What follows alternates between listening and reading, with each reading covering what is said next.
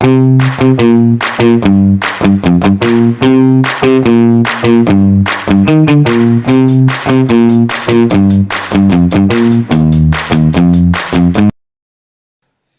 mapagpalang araw sa ating lahat. Ako nga pala si Ginoong Edward UB Juan, na palaging nagpapaalala na dito sa mundong libre ang kaalaman, huwag mong lilimitahan ang iyong sarili. Kaya halina, samahan niyo ako at ating balangkasin ang pira-pirasong kaugnayan ng wika sa panitikan. Kung pag-aaralan natin ng malalim ang wika, atin din malalaman na ang wika ay mayroon ding madilim na kasaysayan. Katulad na lamang na kung gaano kadaming dugo ang dumanak para lamang makamit ang ating kasarinlan.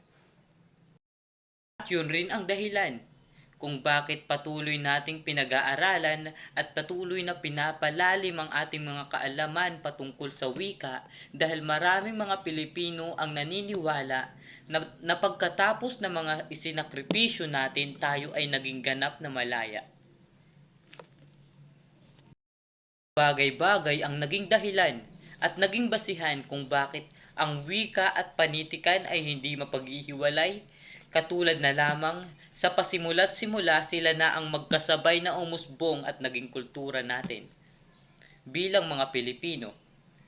At bilang mga Pilipino, ang tanging nating magagawa para mapanatili itong umiiral hanggang sa susunod na henerasyon ay ang magagawa natin ay pag-aralan ng malalim at mahalin ito, dahil ito ang naging pasimula ng ating kalayaan. Pareho silang nakaka-impluwensya.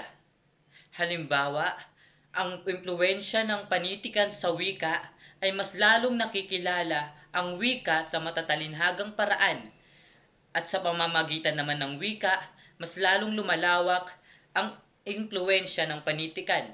Sa madaling sabi, silang dalawa ay hindi mapaghihiwalay dahil pareho silang mahalaga at may ginagampanang bagay sa pag-iral ng isa't isa. Sa usapang impluwensya naman, bilang mga mag-aaral, nasa sa atin pa rin ang pagpapasya.